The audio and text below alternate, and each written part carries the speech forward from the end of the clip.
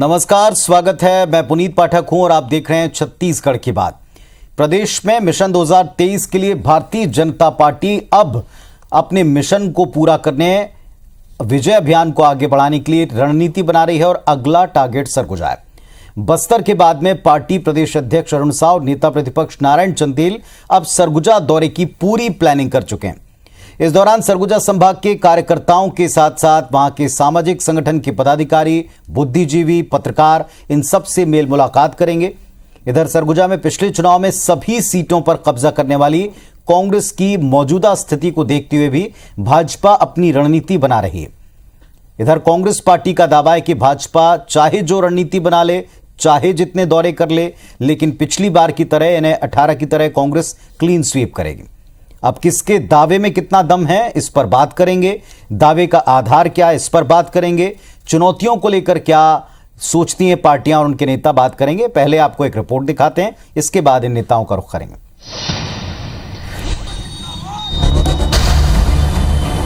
पहले बस्तर के लिए बिछाई बिसार, अब सरगुजा के लिए बनाया प्लान। अगर बस्तर छत्तीसगढ़ की सियासत की चाबी है तो सरगुजा वो इलाका है जहां से सत्ता का गलियारा गुजरता है। बीजेपी भी समझती है कि बस्तर और सरगुजा को फतह किए बिना सत्ता में वापसी मुश्किल है। यही वजह है कि मिशन बस्तर के बाद बीजेपी मिशन सरगुजा के लिए जुटी है। बीजेपी ये भी जानती है कि इस बार भी यहाँ विधानसभा चुनाव लड़ना आसान नहीं होगा। लिहाजा नवरात्रि के बाद प्रदेश अध्यक्ष अरुण साव और नेता प्रतिपक्ष नारायण चंदेल अपने संयुक्त दौरे में पार्टी के लिए माहौल टटोलेंगे। नवरात्रि का पर्व शुरू है, दशहरा है, लेकिन हम बैठ के दौरे की आगामी कार्यक्रम की योजना को बनाएंगे। इसी तरह संयुक्त दौरा होगा? संयुक्त तो भी हो सकता है। वैसे सरगुजा संभाग में बीजेपी की स्थिति पर नजर डालें तो पिछले चुनाव में उसका सुपड़ा साफ हो गया था, जबकि 2013 में बीजेपी साथ इस बार बीजेपी 14 सीटें जीतने का संकल्प लेकर अभी से मैदान में उतरने जा रही है। हालांकि कांग्रेस तंज कस रही है कि बीजेपी नेता सैर सपाटे के लिए निकले हैं। कांग्रेस का दावा है कि बीजेपी लाख कोशिश कर ले, बस्तर और सरगुजा में बीजेपी का फिर क्लीन स्वीप होगा। ये सिर्फ राजनीतिक पर्यटन पे जा रहे हैं। ये सरगुजा भी जाएंगे, वहाँ पे भी इनमें साहस नहीं कि एक सभा कर सके, एक नुक्कड़ सभा कर सके। वहाँ पे भी जाएंगे, सैर सपाटा करेंगे, चाय नाश्ता करेंगे, कहीं समोसा आलू गुंडा खाएंगे, वापस आएंगे। सरगुजा संभाग की 14 सीटें बीजेपी और कांग्रेस दोनों के लिए अहम है। कांग्रेस ने 2018 में यह दमदार प्रदर्शन किया था। इस बार भी सत्ता पक्ष पर अच्छे प्रदर्शन का दबाव है। दूसरी ओर बीजेपी की चिंता और चुनौती दोनों ही बढ़ गई है। बहरहाल बीजेपी का मिशन विजय बस्तर और सरगुजा कितना असरकारक और कितना सफल होगा ये तो वक्त ही बताएगा, लेकिन बीजेपी अपने कार्यकर्ताओं को चार्ज करने में जुट गई है। राजेश मिश्रा, IBC 24 रायपुर। चलिए, तो दौरे की तैयारी और अब की बार सरगुजा में जाकर दोनों नेता सभी से मेल मुलाकात करने वाले हैं। कांग्रेस का पक्ष भी आपने सुन लिया। इस मंच के ऊपर भी दोनों पक्षों के दो कद्दावर नेता के साथ एक अनुभवी वरिष्ठ पत्रकार भी हमारे साथ में जुड़ रहे हैं। संजय श्रीवास्तव जी हैं, भारतीय जनता पार्टी के नेता हैं और सरगुजा का प्रभार भी इनके पास में है। JP श्रीवास्तव PCC उपाध्यक्ष कांग्रेस पार्टी का पक्ष रखेंगे। सुधीर पांडे साहब हैं, वरिष्ठ पत्रकार जो वहां की राजनीति पर, सियासी नब्ज पर बारीकी से पकड़ रखते हैं। आप तीनों को नमस्कार, आप तीनों का स्वागत है छत्तीसगढ़ की बात में। सबसे पहले संजय जी, आप ही से शुरुआत करते हैं। अब आप बस्तर की तैयारी करने के बाद में सरगुजा का रुख कर रहे हैं, लेकिन कांग्रेस का कहना आपने सुना होगा, आप चाहे जो कर लें क्लीन स्वीप कांग्रेस ही करेगी।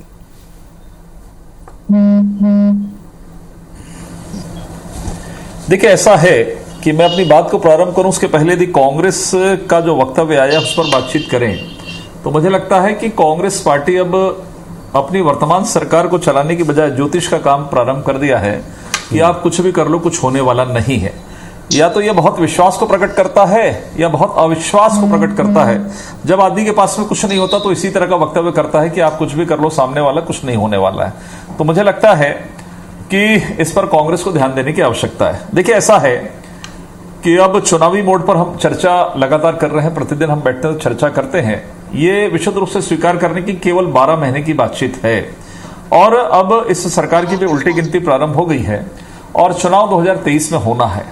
मुझे लगता है कि पहले साल, दूसरे साल, तीसरे साल अपने तमाम प्रकार के वादे प्रतिवादे, आरोप प्रत्यारोप का समय अब लगभग समाप्त हो गया है। अब तो धरातल और वास्तविकता, एक तरफ हमारी मेहनत और दूसरी तरफ कांग्रेस की सरकार ने 4 साल में जनता के बीच में क्या काम किया, इसकी परीक्षा अगले साल होने वाली है। तो मुझे लगता है कि बहुत ईमानदारी के साथ में वक्तव्य आना चाहिए, बहुत ईमानदारी के साथ में काम करने की आवश्यकता है। देखिए, आज हम विपक्ष में हैं छत्तीसगढ़ में, जिस छत्तीसगढ़ के अंदर में 15 वर्ष हमने सरकार चलाई और 3 लगातार बार जनता ने हमको आशीर्वाद दिया। मुझे लगता है कि देश की आजादी के 75 वर्षों में कुछ ही ऐसी सरकारें होंगी जो लगातार 3-3, 4-4 बार चली हैं। उसमें एक छत्तीसगढ़ में भारतीय जनता पार्टी डॉक्टर रमन सिंह की सरकार रही, और वो छत्तीसगढ़ में रही जिस छत्तीसगढ़ को कभी कांग्रेस का गढ़ कहा जाता था मध्य प्रदेश के समय में।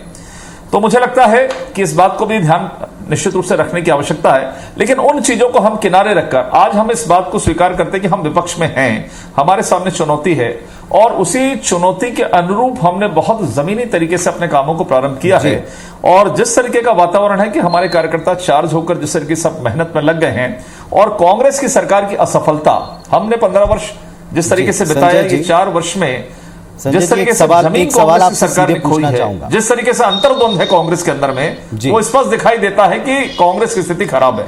चलिए, इसी पर मैं आपने बहुत सही बात की कि अब तकरीबन 1 साल बचा है, अब थोड़ा प्रैक्टिकल बातें करनी चाहिए। पिछली बार 14 की 14 सीटें कांग्रेस ने जीती थी, अब की बार आपको अपनी जीत का आधार क्या है?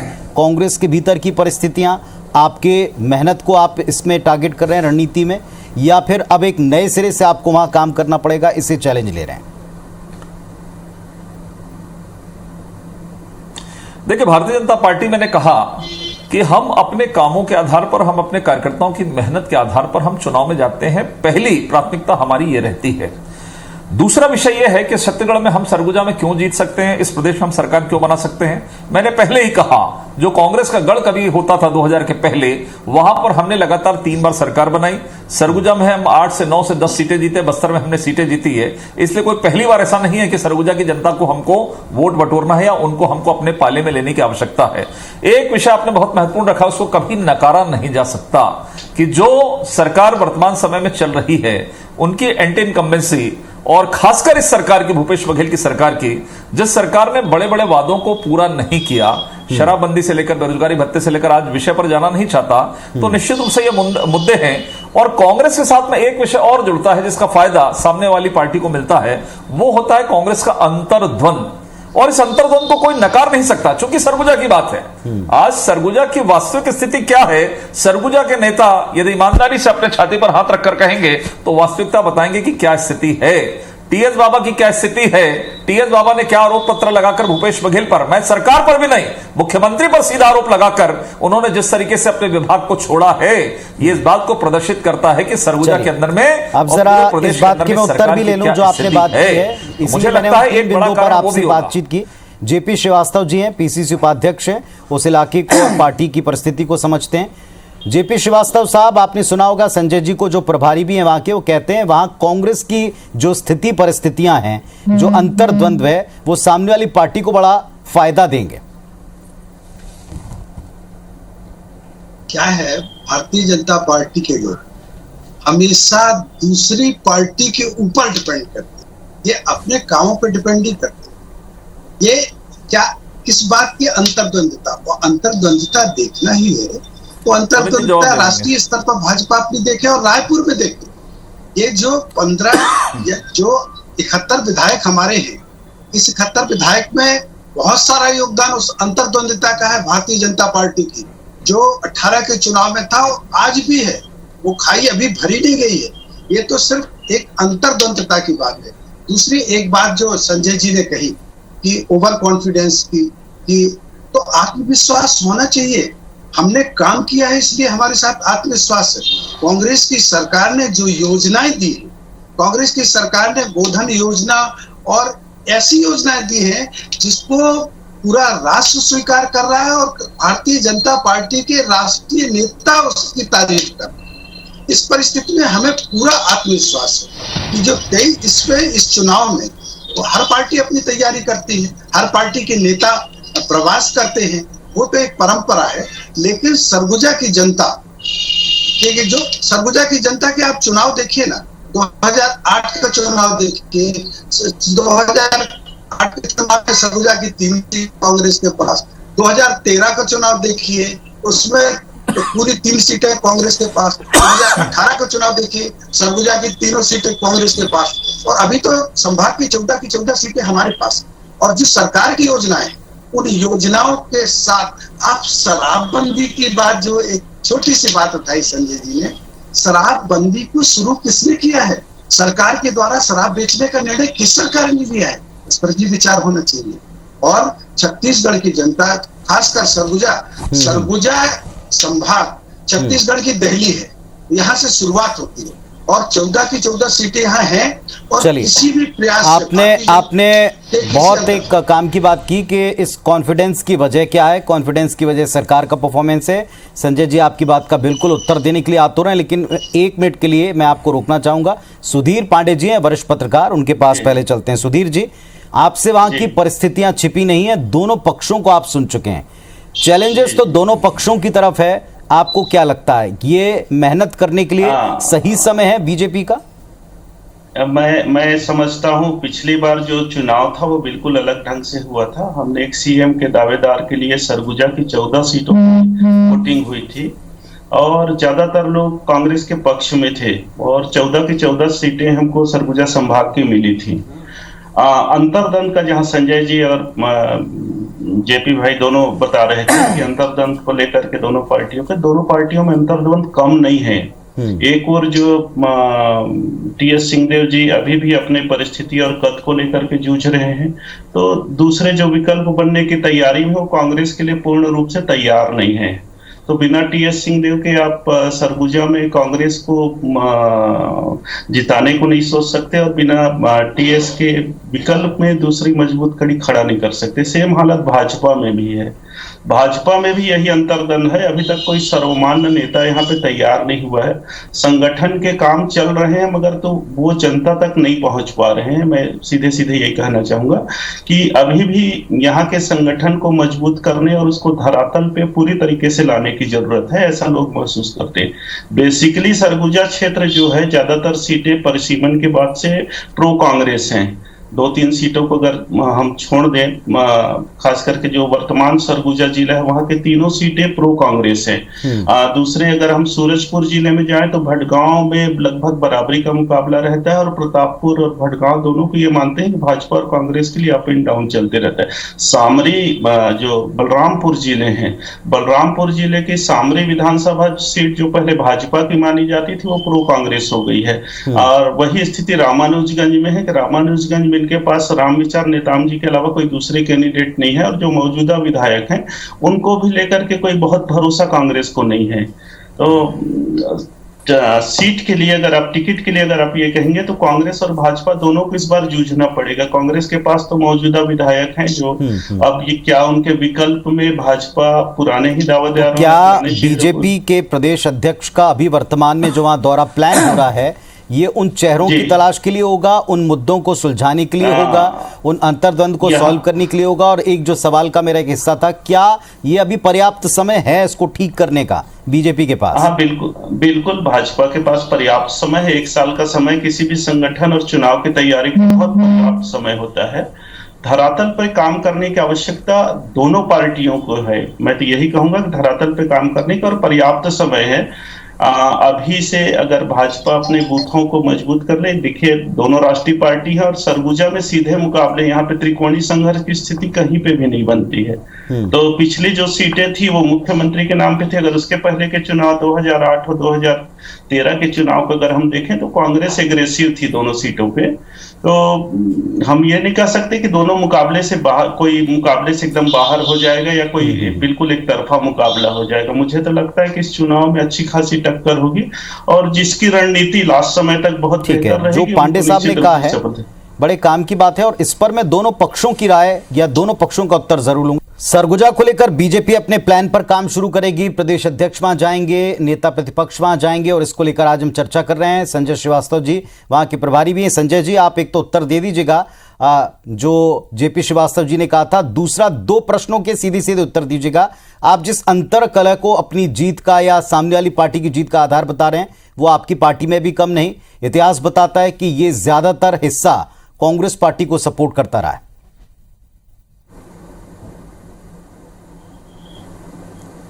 देखिए, ऐसा है, मुझे लगता है कि जिस तरीके का वक्तव्य आया है कांग्रेस के प्रवक्ता का, नेता का, उनको लगता है, उनको ज्यादा विश्वास है कि हमारी अंतरकलह से उनको फायदा होगा।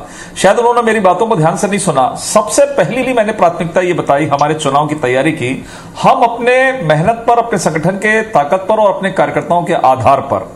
दूसरा, हमारे किए हुए काम, निश्चित रूप से तुलना हो रही 15 साल बनाम 4 साल। और तीसरा कारण जिसको कभी नकारा नहीं जा सकता है कि सामने वाली या सरकार के में या किसी भी पार्टी के अंदर में जो अंतर्द्वंद होता है उसको नकारा नहीं जा सकता, लेकिन पहली प्रायोरिटी आज भी हमारा संगठन, हमारा कार्यकर्ता है। दूसरा विषय सुधीर पांडे जी ने बहुत सही विषय रखा। ये देखिए भ्रम, इन्होंने जेपी श्रीवास्तव जी ने क्या कहा, शराब कोई मुद्दा नहीं है, इनके लिए शराब मुद्दा नहीं है। जिस आधी आबादी महिलाओं का वोट इन्होंने बटोरा शराबबंदी के नाम पर, वैसे तो अब घोषित हो चुका है कि इनके लिए शराब मुद्दा नहीं है। सत्यनारायण शर्मा जी ने कह दिया कि शराब तो जनता का मुद्दा नहीं है, बीजेपी का मुद्दा है।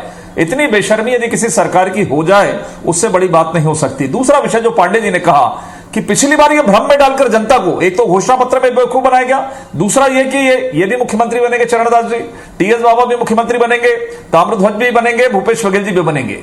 चारों तरफ इस तरह की हवा बनाकर जनता को जिस तरीके से भरमाया गया उसका भी कहीं न कहीं लाभ मिला। लेकिन आज जब मैं यहां पर बैठकर चर्चा कर रहा हूं प्रभारी होने के नाते, हमको इससे मतलब नहीं, ये पुरानी बातें हो गई हैं। हमको जमीन तलाशते हुए हम किस तरीके से मेहनत करके, और हमारा आत्मविश्वास इसलिए कि हमने इसी प्रदेश में 3 बार सरकार बनाई है, 3 बार हमने सरकार बनाई है। इनको तो 15 साल लग गए, 18 साल लगे सरकार बनाने में। इसलिए हमारा पूरा विश्वास है कि हम 2023 में सरकार बनाएंगे। जेपी जी, आप उत्तर दे सकते हैं। बिल्कुल बिल्कुल। देखिए, जो ये सरकार बनाने की बात का, एक तो मैं संजय जी को बड़े सम्मान और विनम्रता के साथ कहता हूँ कि छत्तीसगढ़ की जनता बहुत समझदार है, तो किसी भ्रम में नहीं आती। ये इनकी भाजपा की गलतफहमी है कि जनता भ्रम में आती है। जनता छत्तीसगढ़ की बहुत समझदार है और जनता ने समझदारी के हिसाब से ही 18 में चुनाव किया है। और जो एक बात इन्होंने कही कि शराबबंदी मुद्दा नहीं है, ऐसा तो मैंने नहीं कहा। अभी आपके इसमें होगा ऑडियो वीडियो में। मैंने ये कहा है कि शराब का सरकारीकरण और शराब की सरकारी दुकानें किसके शासन में, विचार इस पे करने का। और जो घोषणा पत्र, तो क्यों नहीं बंद कर रहे हैं जेपी जी? बंद करवा दीजिए ना सरकारीकरण। तो यदि आपने पहले सोच लिया होता, शुरू ही नहीं करते। आज आप हमारे ऊपर प्रश्न कर रहे हैं कि क्यों नहीं बंद करवा रहे, तो खोली क्यों थी इस पर? नहीं, आप क्या कर रहे हैं? यदि आपको गलत लग रहा है तो सरकारीकरण को बंद करिए ना, उसको फॉलो क्यों कर रहे हैं आप?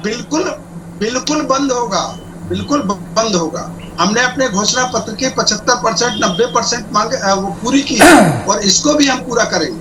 और हम, कांग्रेस इस बात को मानती है, कांग्रेस इस पे उसकी मान्यता है कि शराबबंदी होना चाहिए और शराबबंदी हमारे शासन काल में ही होगी।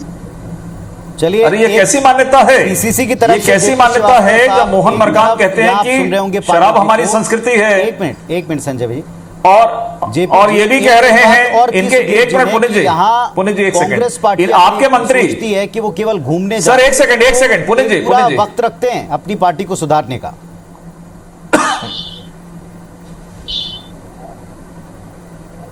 जेपी जी,